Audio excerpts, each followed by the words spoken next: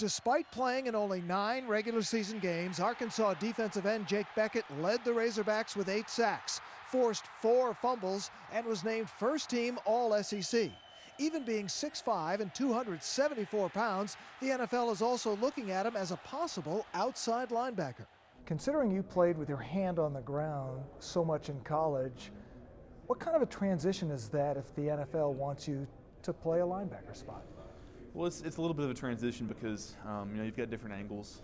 You can see the backfield more, but also you've got more responsibilities in the passing game, which is something that I didn't have any other than to rush the passer and then drop on some zone blitzes. But it's a challenge, but it's something I'm looking forward to. What do you think the biggest challenge will be if the league wants you to become a linebacker as opposed to a defensive end? The biggest challenge for me is going to be coverage. It's something that I have not done, I'm not used to. Just kind of figuring out coverages, figuring out the little holes, the seams, trying to figure out what offenses want to do to attack us in the passing game.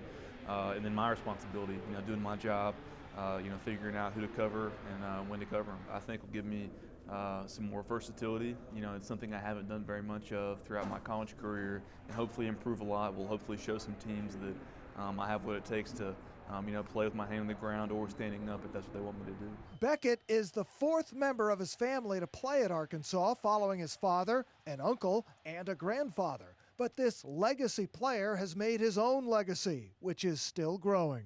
Well, it's been awesome. The term former Razorback still really hasn't sunk in for me. It still is kind of awkward, but the fact that I left my senior year in such a great fashion, played well, was part of an 11-win team, won the Cotton Bowl.